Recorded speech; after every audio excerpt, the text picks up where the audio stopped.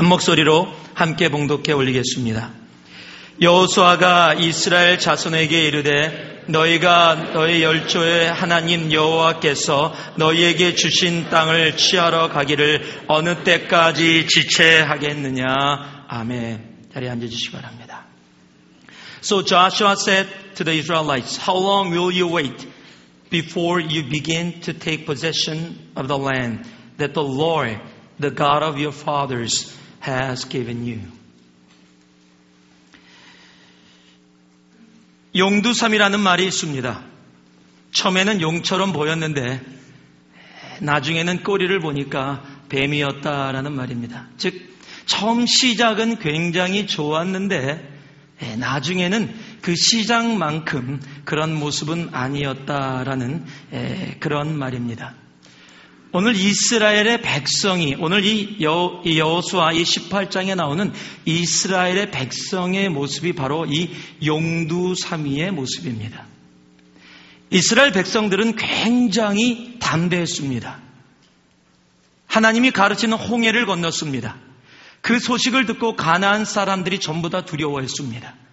요단강을 건널 때도 마른 땅을 건너갔습니다.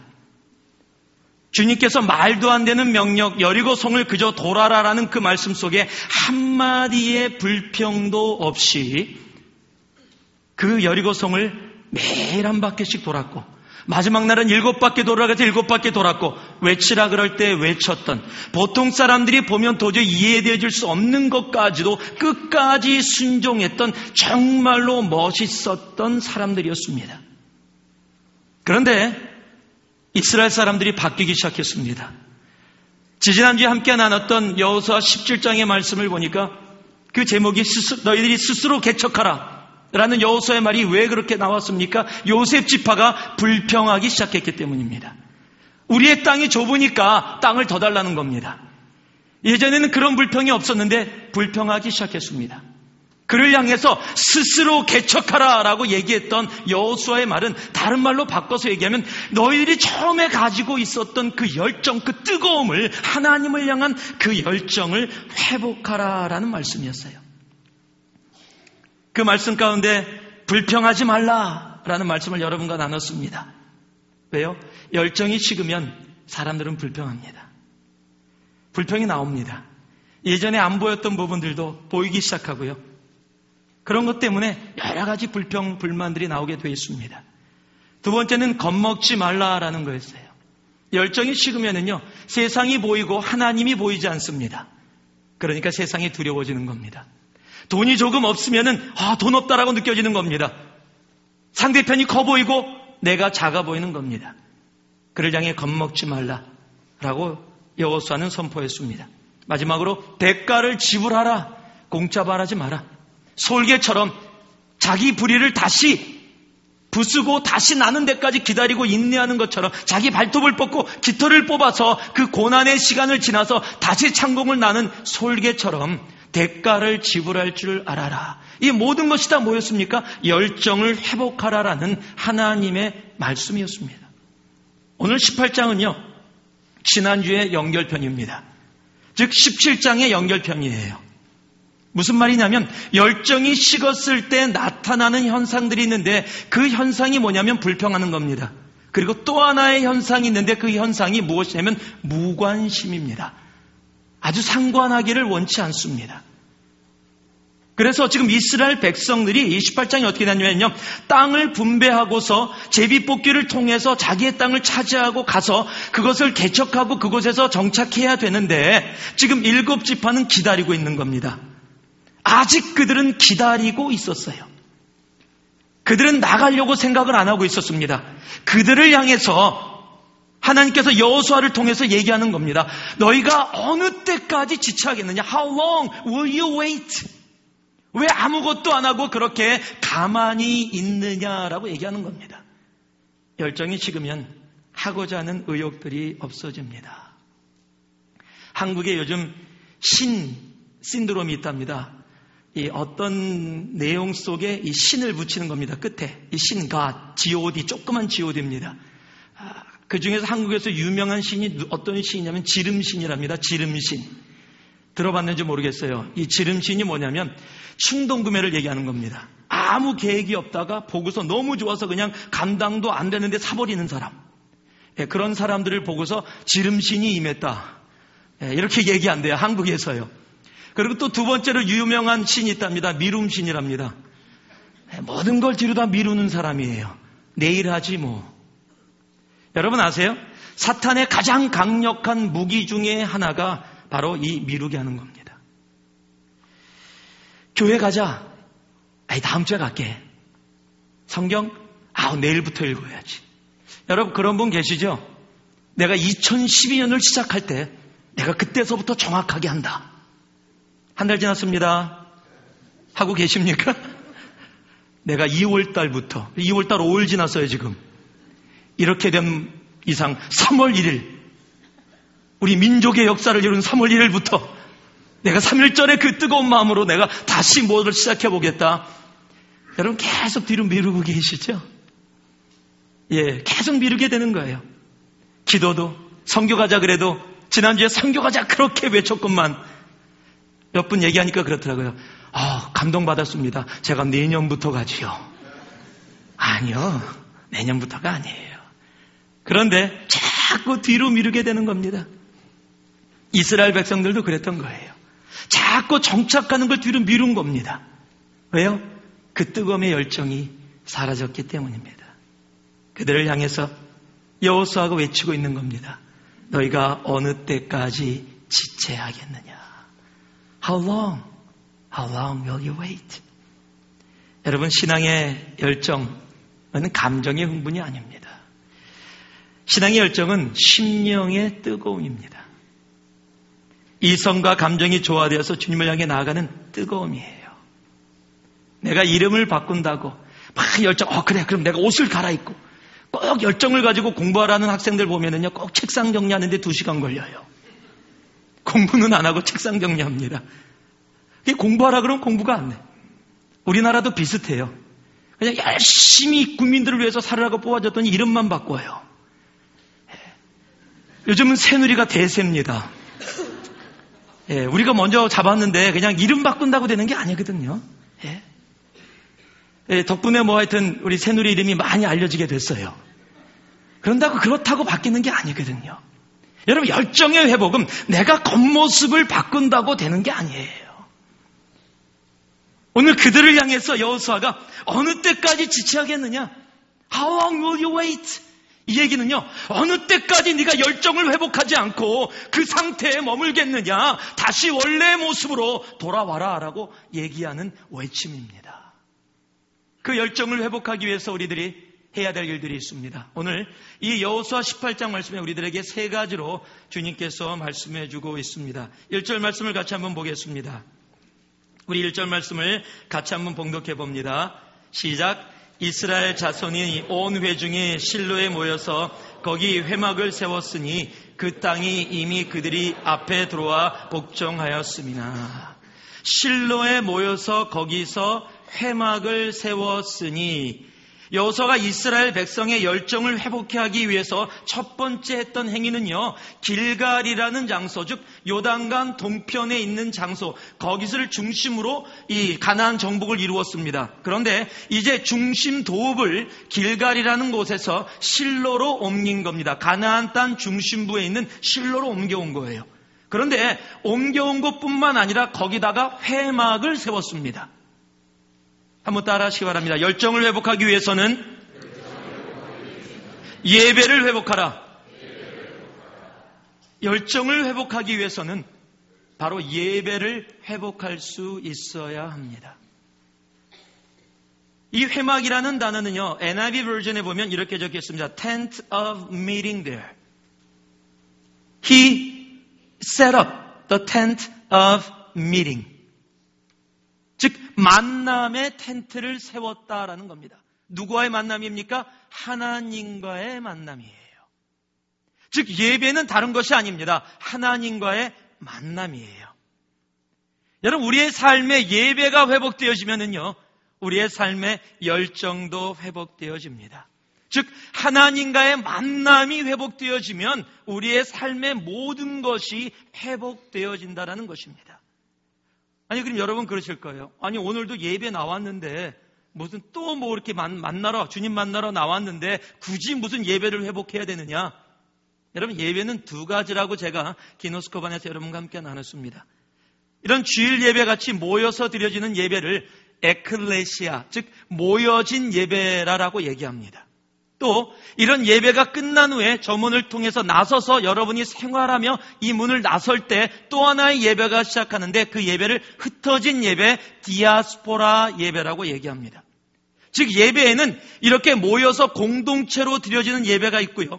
또 내가 흩어져서 내가 내 가정에서 일터에서 학교에서 살아가는 내 삶의 개인적인 예배가 있는 겁니다. 이 두 가지 예배가 잘 조합되어져 움직여질 때 예배가 주님 앞에 드려진다라고 얘기할 수 있는 겁니다.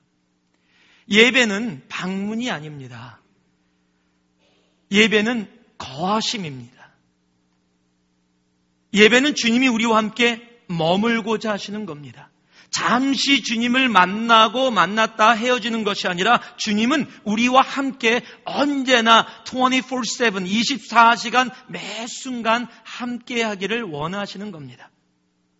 출애굽기 29장 46절의 말씀을 보면은요, 이렇게 주님께서 이스라엘 백성을 애굽에서 꺼낸 이유를, 출애굽시킨 이유를 설명하고 있습니다. 그들은 내가 그들의 하나님 여호와로서 그들 중에 거하려고 그들을 애굽 땅에서 인도하여 낸 줄을 알리라. 나는 그들의 하나님 여호와니라.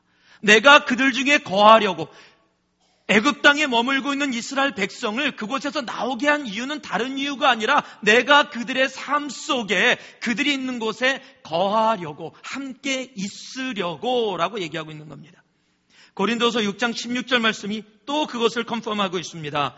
하나님의 성전과 우상이 어찌 일치가 되리요? 우리는 살아계신 하나님의 성전이라. 이와 같이 하나님께서 가라사대 내가 저희 가운데 거하며 두루 행하여 나는 저의 하나님이 되고 저희는 나의 백성이 되리라 하셨느니라 라고 말씀하고 있는 겁니다. 즉 우리와 함께 거하시는 것, 하나님이 방문하시는 게 아니라 함께 살아가는 것, 그것이 예배라고 하는 겁니다. 예배는 다른 게 아닙니다. 주님과 함께 사는 것입니다. 그 예배가 우리 안에 회복되어져야 돼요. 여기도 많은 사람들이요, 주일날 교회 왔다가 주님께 하이 인사드리고 떠나면서 주님 다음 주에 뵐게요, 그런 분들 진짜 많아요. 또는요, 어느 장소에 가서 주님이 함께 가기에는 조금 그런 장소예요. 그러면 주님, 여기는 주님은 안 됩니다. 주님은 거룩하신 분이시기 때문에 여기 들어오시면 안 되니까 저만 들어갔다가 나올 테니까 주님은 밖에 계세요. 여러분, 우리가 그런 사람 되게 많이 살아요. 우리가 그런 모습으로 주님과 함께 거하는 삶이 아니라 잠시 주님과 떨어졌다 다시 만났다. 일주일에 한두 번 만나는 그런 삶을 살 때가 너무도 많이 있어요.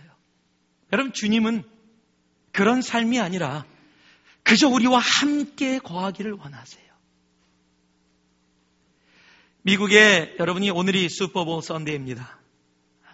감사한 거는 우리가 예배 끝나고 나서도 충분히 시간이 돼서 형제들이 슈퍼볼 원하는 사람, 샌프란시스코 졌기 때문에 파이널 그렇게 중요하지 않지만 그래도 더 좋아하시는 분들 많으실 거예요.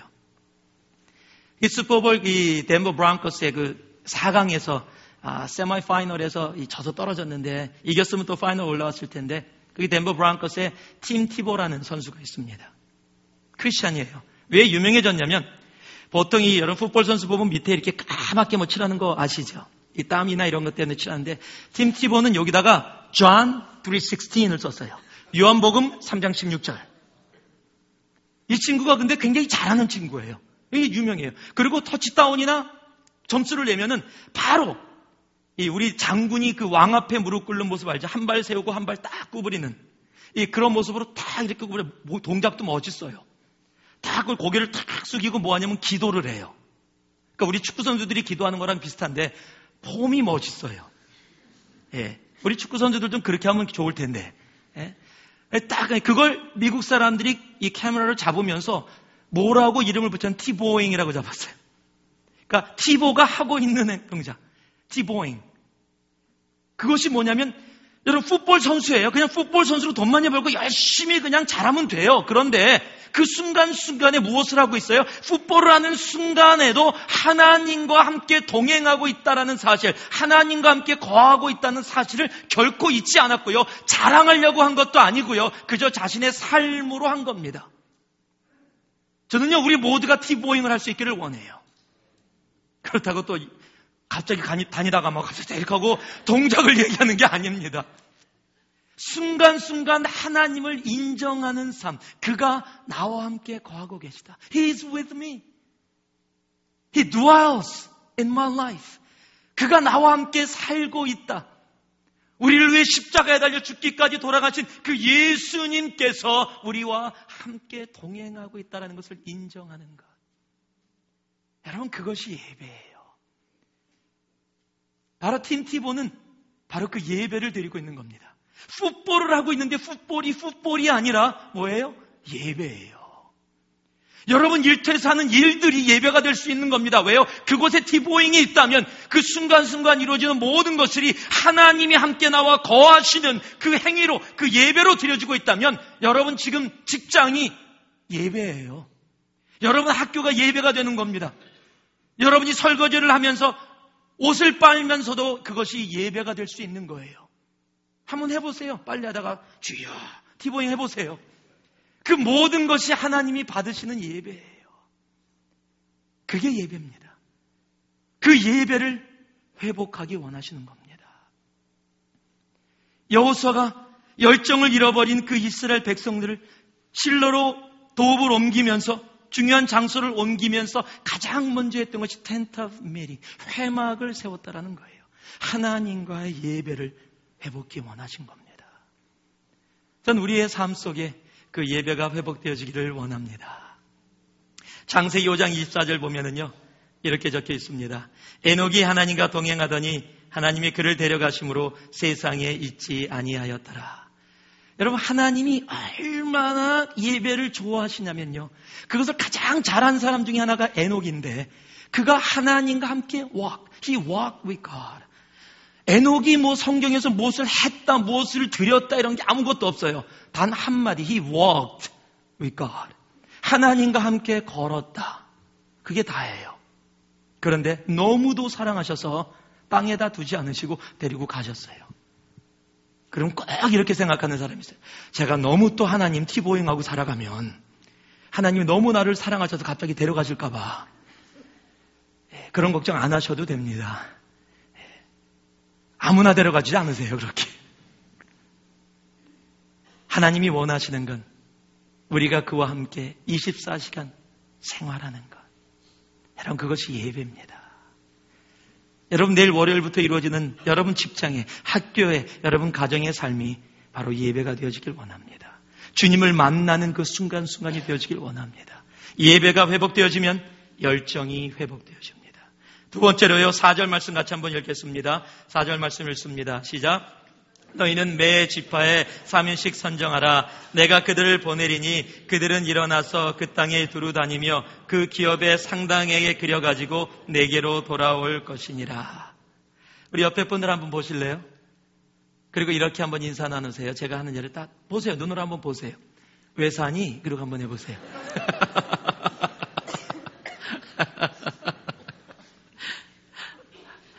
대답할 수 있으시겠어요? 왜 사니? 오늘의 이 말씀이 뭐냐면요, 3명씩, 각 지파마다 3명씩 선정해서 자신들이 정복하고 이제 분배받을 그 기업을 보러 보내는 겁니다. 왜요? 간단합니다. 왜 가나안 땅에 들어왔는지. 열정을 회복하기 위해서 여호수아가 이스라엘 백성들에게 요구하고 있는 것은 바로 이겁니다. 한번 따라하세요. 열정을 회복하려면 소명을 회복하라. 우리의 소명이 회복, 즉 왜 살고 있는지가 회복되어져야 된다는 거예요. 내가 이 땅에 왜 존재하고 있는가?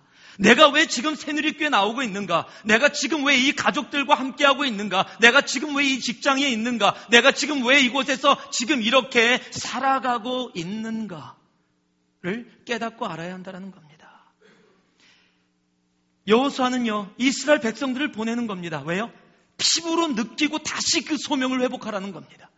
가나안 땅을 정복할 때, 들어올 때 가지고 있었던 그 소명, 왜 우리들이 이 가나안 땅까지 들어왔는지, 무엇 때문에 하나님이 우리를 부르셨는지, 출애굽했던 이유가 뭐라고 돼 있어요?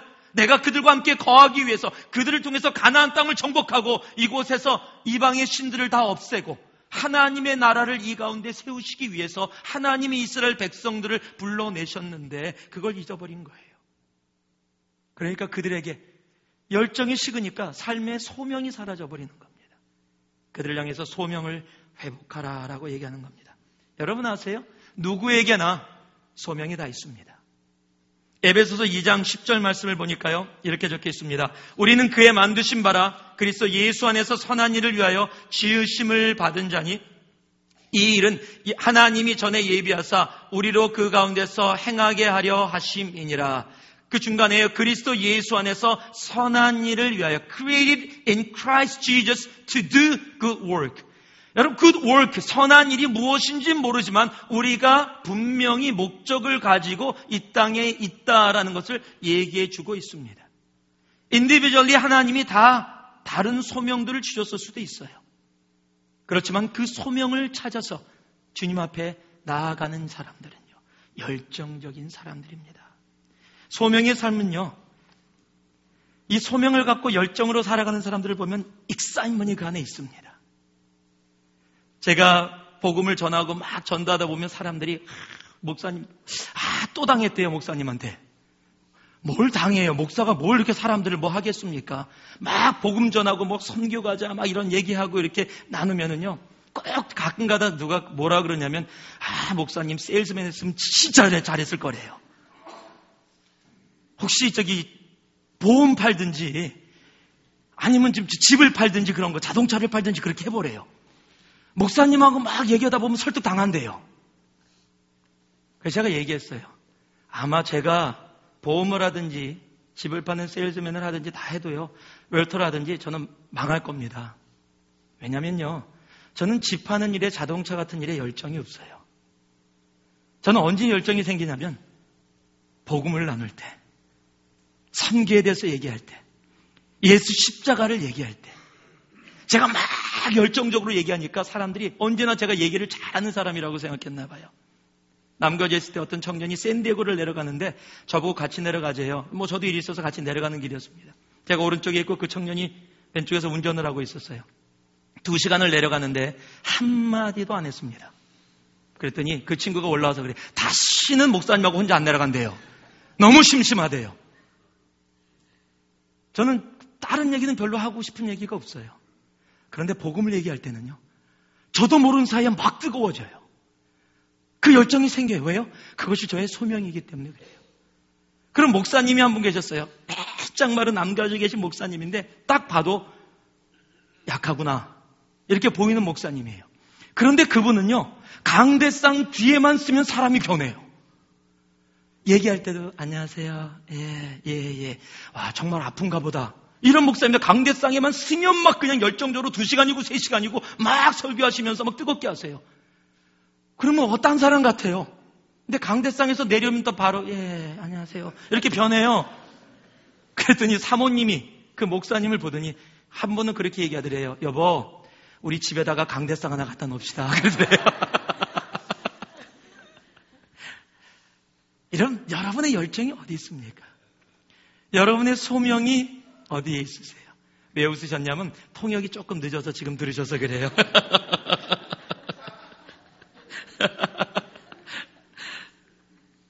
여러분, 소명이 있는 사람은 자기 안에 열정이 있어요. 열정이 있는 사람은 그 안에 소명이 무엇인지를 아는 사람들이에요.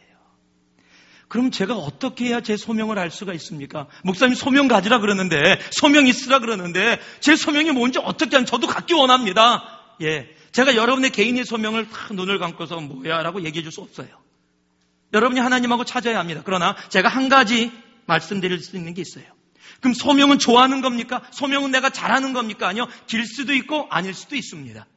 그러나 한 가지 공통점이 있는데요, 소명을 갖고 있는 사람은, 따라하세요, 소명을 갖고 있는 사람은, 소명을 가지고 있는 사람은 결과로부터 자유한다. 소명을 가지고 있는 사람은 결과로부터 자유합니다. 그 공통점은 누구에게나 있습니다. 그 소명이 무엇이든지 간에 그것이 비즈니스냐, 미니스트리냐, 학교에서 가르치는 것이냐, 가정주부의 삶이냐, 무엇이든지 간에요. 소명을 가지고 있는 사람들은 결과로부터 자유합니다. 성경의 말씀에 보면요, 사도 바울은 로마 복음화를 위해서 뛰었어요. 내가 로마를 꼭 가야 되겠다. 여러분, 로마서는 사도 바울이 로마에 한 번도 가보지 못하고 쓴 책이에요. 그만큼 사도 바울은 로마를 향한 복음화에 대한 뜨거움이 있었어요. 그런데 로마는 갔지만 복음화가 이루어졌습니까? 안 이루어졌어요. 사도 바울은 그곳에서 순교했습니다. 자기가 원하는 복음화의 결과를 보지 못했어요. 그런데 요셉 같은 경우는요, 자기가 비전을 봤습니다. 꿈을 봤습니다. 이스라엘의 구원의 역사를 봤습니다. 자기 아버지와 형제들이 자기를 위해서 자기에게 절을 하는 것을 봤습니다. 그리고 그것을 그대로 자기의 삶 속에서 이뤄냈어요. 자, 요셉은 자기의 삶 속에서 결과를 본 사람입니다. 사도 바울은 자기의 삶 속에서 하나님이 주셨던 비전의 결과를 보지 못했어요. 그럼 이게 잘못된 겁니까? 아니요. 그들에게 공통점이 뭔지 아십니까? 결과를 보았던 결과를 보지 못했던지 그들은 그 결과로부터 자유했다라는 사실이에요. 여러분, 소명을 갖고 있는 사람들은 내가 지금 무엇을 이루고 있느냐, 하고 있느냐에 매달리지 않는다라는 거예요.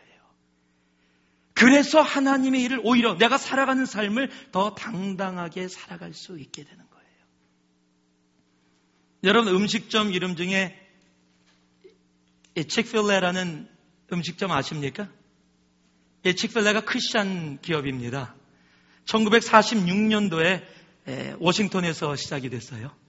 굉장히 오래됐죠. 지금 워싱턴을 중심으로 1547개 정도의 이 칙필레, 그러니까 치킨으로 이렇게 만들어서 이렇게 파는 음식점이에요. 그런데 2010년에 그 데라가 나왔는데 2010년에 한 점포, 한 스토어에서 1년 동안 판 매상이 전체에서 1등을 했어요. 맥도날드가 4,600만 불, 460만 불, 죄송합니다. 한 스토어에서 에버리지로 460만 불을 팔았는데 칙필레가 470만 불을 팔았어요. 그런데 더 특별한 것은 뭐냐면 이 칙필레는 여러분 주일날 가면 먹을 수 없다라는 겁니다. 주일날 문을 닫습니다. 전국적으로 체인점을 갖고 있는 가게 중에 주일날 문을 닫는 가게는 칙필레이밖에 없습니다. 주일날 문을, 보통 이 패스트푸드점들이요, 주일날 이루어지는 평균 매상이 전체 일주일의 매상 중에 14%가 주일날 이루어진답니다. 그런데 그 14%를 포기했음에도 불구하고 맥도날드를 뛰어넘어서 1등을 했다는 거예요. 그 회장이 독실한 크리스찬인데, 여러분 주일 성수냐 뭐냐의 의미가 아니라 이 사람은 뭐예요?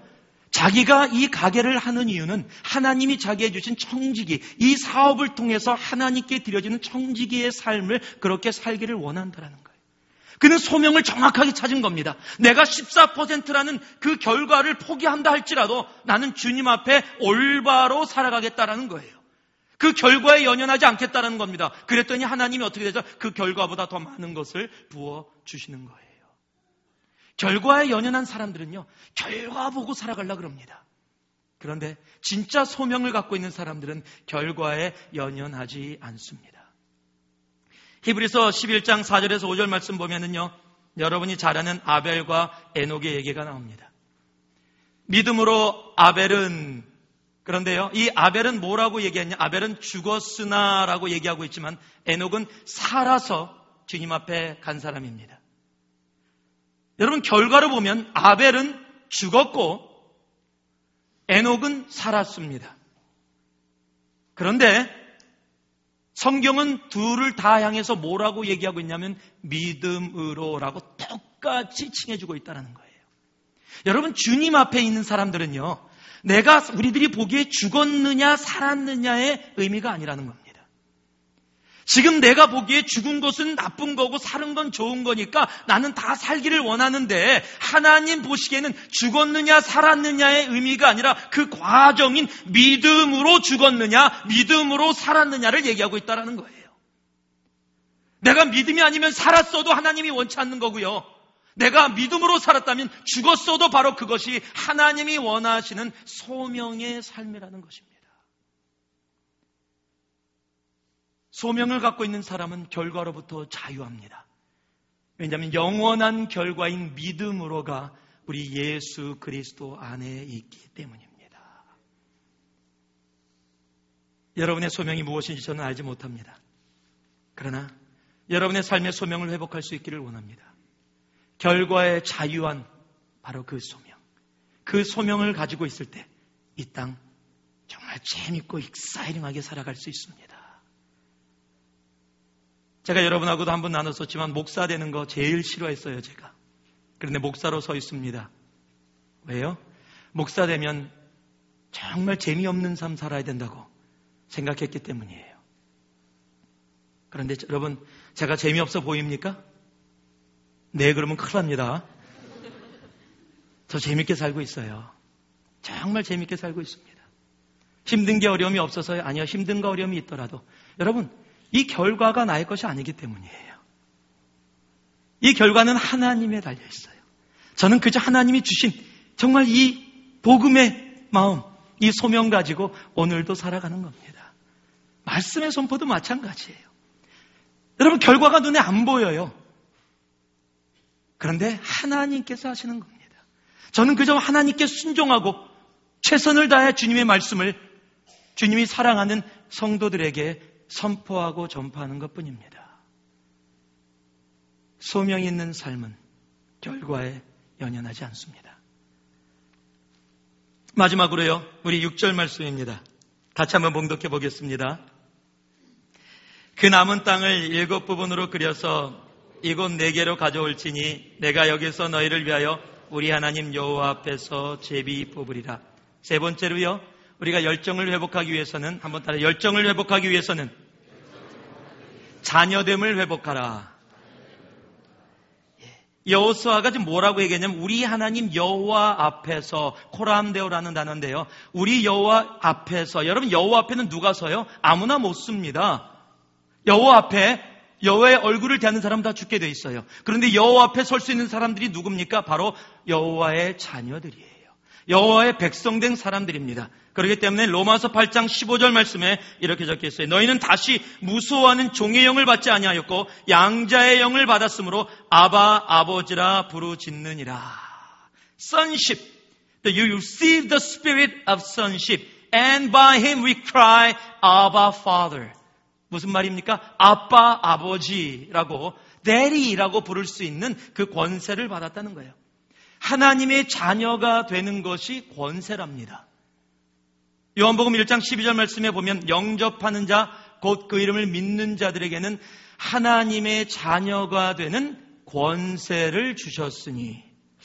아니, 어떻게 자녀 되는 게 권세입니까? 제가 애들을 키우다 보니까 권세예요. 아마 부모들은 다 아실 겁니다. 여러분 기억나시죠? 제가 나눴던 거요. 남가주에 있을 때 한번, 나라가 한 5살 때인가? 지금 이제 7살 되는데, 빨개 벗고 온 방을, 온 집안을 막 돌아다니면서, 아이고 창피해. 뭐야 이게 여자가 옷 다 벗고. 그랬더니 갑자기 정색을 하고 제 앞에 딱 섰어요. 빨가벗은 차로. 그러더니 손을 딱 벌려요. It's okay. We are family. 여러분, 그렇게 할 수 있는 이유가 뭐예요? 딸이기 때문에 그래요. 딸이기 때문에. 지금도 집에 들어가면은요, 막 쫓아남아서요, 바로 안깁니다. 그냥 안기면 거기서 끝나면 되는데, 안긴 다음에 다리로 제 다리를 감싸요. 그러니까 대롱대롱 매달린다는 거죠. 내려오라 그래도 끝까지 안 내려와요.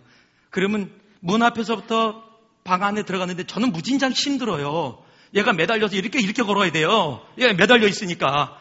그런데 안 내려와요. 왜 그럴 수가 있어요? 제 딸이거든요. 옆집에 봐, 그래봐요. 너 뭐하니 지금? 야, 왜 이래? 제가 안 그러겠어요? 그런데 딸이니까 권세가 있더라고요. 문을 딱 잠그고 아빠 들어오지 말래요.